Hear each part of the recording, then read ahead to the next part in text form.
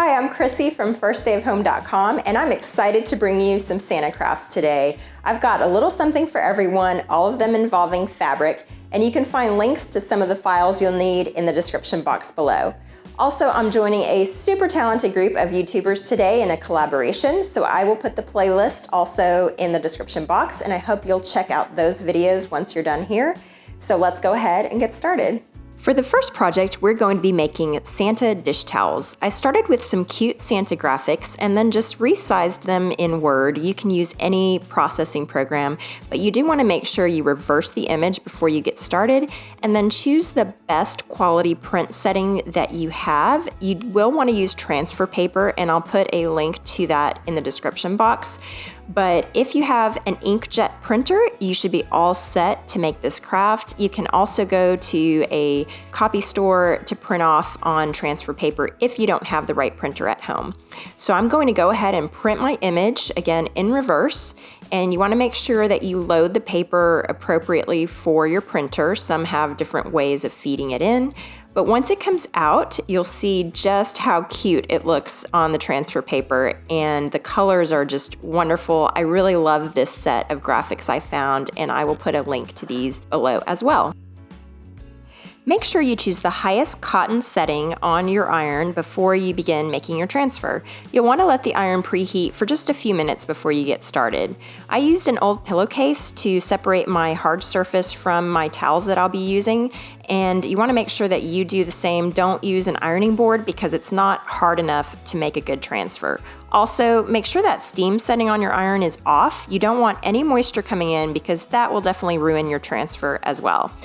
This is my image, and I'm going to start by cutting out the design. You don't want to make the same mistake I did, which was to try to transfer the whole sheet of paper, because that will definitely ruin your design. Take it from me. You mainly want to make sure most of the white space is trimmed around your entire design. Also, some towels have a little hook or loop at the top, so make sure you know which is the top and which is the bottom of your towel before you get started. I like to put my design on the bottom. And before I begin, I find it helpful to fold the towel in half. That way you can find the midpoint and you don't have to do measuring and try to guess where the center of the towel is before you transfer your design. I like to use a little bit of painter's tape to mark the center, just so I have more or less a rough idea of where the center point is.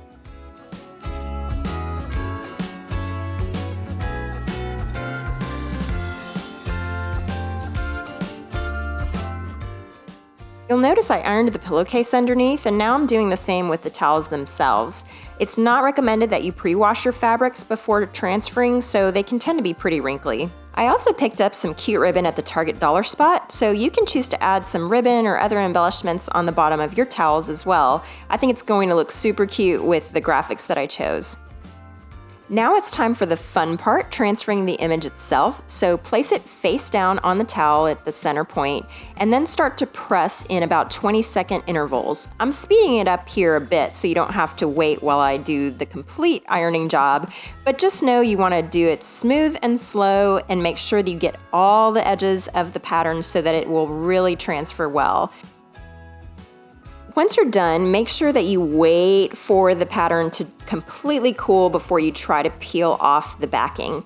I didn't do this the first time and it wasn't pretty, so definitely don't make the same mistake. You can see now how pretty this transfer is, and it came out very smoothly the second time around. So I'm really excited to decorate this with a little bit of ribbon. I decided to go with this farmhouse ribbon and use fabric glue instead of sewing it, just to make it a little simpler and quicker to do. You can definitely decide to sew it if you want, but when you're pressed for time, this fabric glue really works well. It's my first time using it because I do like to sew, but I thought this worked really well for this type of project. It will withstand washing and drying, so it's a permanent bond, and for something like this, I don't think you should have any issues, but I definitely will be using this on more projects in the future.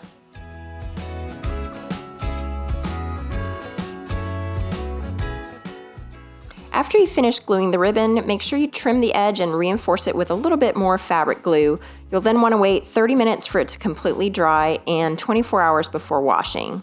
Also, in case you're curious what happens when you don't trim your graphics, this is what happens. Instead of ditching the whole towel though, I just cut off the bad piece and then decided to just sew a new hem onto the towel. So I have one towel that's a little bit skinnier than the other one, but I'm glad I was still able to salvage it. And you can't even tell where the original hem was supposed to be, so I'm good with this. I just transferred a new design and then added my little Target dollar spot ribbon to the bottom.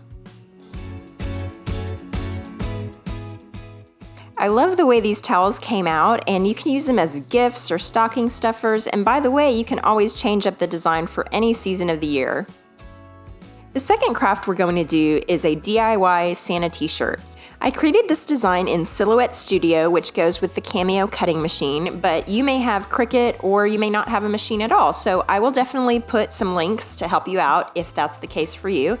But you'll want to reverse the design just like we did in the last craft if your machine doesn't do it automatically. Then you'll want to select which type of material you're using. I'm using a heat transfer vinyl that's actually like a holographic material. I'll show you in a moment. So I chose the setting that I think most fits that, and then I always like to do a test before I actually cut the full design. This is the material I'm using. I just picked it up at Hobby Lobby. I had not used it before, but I've used other types of glitter vinyl or smooth vinyl. So since it's something that I'm new to, I definitely wanted to do a few tests before I did the whole design on my machine. And it tended to roll up a lot. So after I put it on my cutting mat that you'll see here, I ended up using a little bit of painter's tape to secure some of the edges because you don't want them rolling up if you're putting this into a cutting machine. If you haven't used a Cricut or Cameo before, this is a quick look at what it looks like when it's cutting the design. You may want to do 2 passes or 2 cuts depending on how thick your material is. I actually struggled to weed this material or remove the excess parts of the design. So I might have done 2 cuts now looking back if I'm going to use this material again, because I won't make you watch the whole thing. It took me quite a while to get all of the pieces off and just leave the remaining design.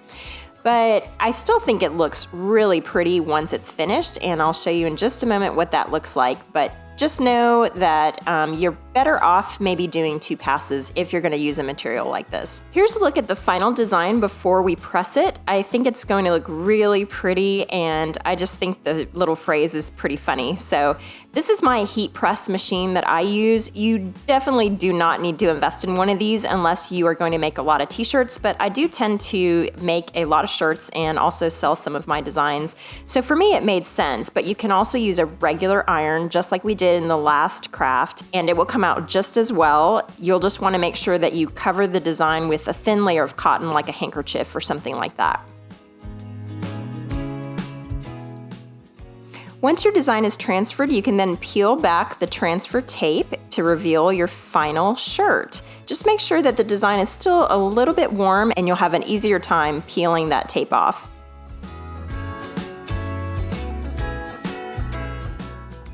I'm really digging this holographic vinyl. I love the shine that it has when it catches the light, so I can't wait to wear this. For the last craft, we're going to make a wine gift bag. Last year, I made these gift bags out of drop cloth and then used fabric stamps to decorate them. I also created these Christmas gift tags that you can get for free on my website. I'll put a link to that below. So it made a great gift, but I thought I'd switch it up this year with a Santa theme. And here's what you're gonna need to get started. I have a pattern that you can download on my website as well that tells you all of the dimensions and the size of the circle you'll need to cut for the pattern. I picked up some fun Santa-themed supplies here. I have some fur, of course, and some black felt for a little belt, and gold, I don't know what you would call this, gold felt for the belt buckle, as well as some red felt for the body of the gift bag.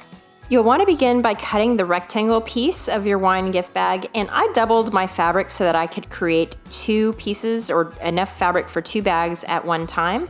I also like to use this rotary cutter when I'm cutting straight lines. It's super quick and it just makes really clean cuts, so I will link to this below if you're interested.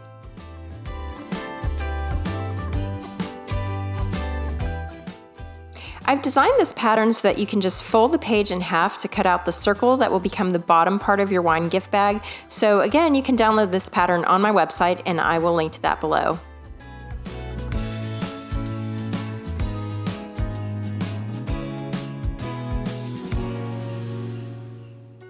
To make the body of your wine gift bag, you'll want to start by folding the fabric in half, and then I'm going to bring back that fabric glue that we used in the last craft and just make a line across the edge. By the way, I'm putting the right sides of the fabric together. It's really hard to tell which side is the wrong side and the right side with this felt, but if you're working with a different kind of fabric, you do want to make sure that you're gluing the right sides together and not the wrong side. Now, I had planned to glue the circular part of the wine bag or the bottom part of the gift bag to the body, but since it's going to be holding something heavy, I thought it might be better to actually just sew the edge. It only takes a second. You can always hand stitch this, or you can just use glue if you'd like, but I thought it might just be a little more sturdy if I reinforced it with an actual seam. So after pinning the pieces together, I just simply sewed it with my machine, and I do have a full written tutorial on my blog if you'd like more details. Once you're done sewing the bag, you can turn it back to the right side out, and then always make sure that your bottle will still fit inside. I've done it before where it's a little too big or too small, and you just want to do one final check before you move any further.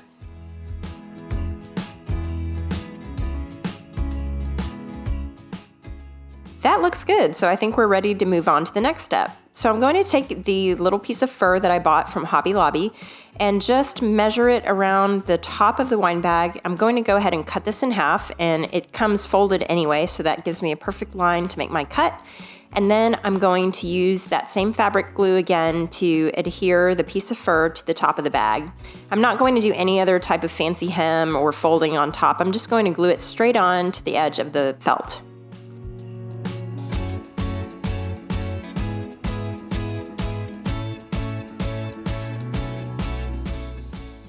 I think our Santa bag needs a belt, so I found this piece of black felt at Hobby Lobby. You can buy it at any craft store and it costs only a few cents. And I also found this piece of gold paper that's almost like felt thickness, and I'm just going to freehand a little belt buckle on here, and I think this will look really cute with the black felt going through it. So you can draw any kind of shape buckle you want, or you can use something else entirely. I looked at some different belt buckles in the sewing section, but they were a little pricey, so I thought this would be a cheaper way to cut a buckle. Also, don't forget to use your 40% off coupons at Hobby Lobby if it's not on sale.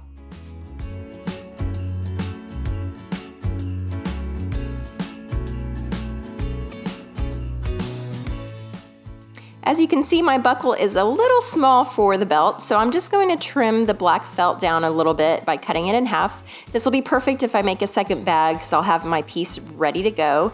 And then I'm going to just weave the black felt through the belt buckle to make it look like it's really buckled in. I started off by using tacky glue, which you can find now at the dollar store. And usually tacky glue is good for felt projects, but I found that actually it wasn't holding together as well as I'd like, so I ended up switching to fabric glue once I got toward the end of the project, and I felt like it just had a much more reliable hold. So I'm going to be using fabric glue a lot more for projects like this in the future.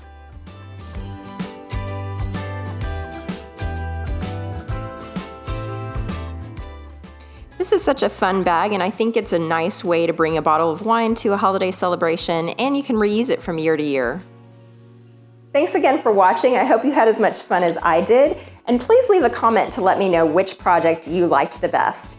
If you liked this video, please give it a thumbs up, and then you can subscribe to my channel for more crafts, DIY projects, and recipes, and don't forget to ring that bell to get notified every time I post on YouTube. Also, there's that playlist in the description box with more Santa crafts if you want to check those out, and I'm going to leave a few videos that you also might enjoy. I'll see you next time.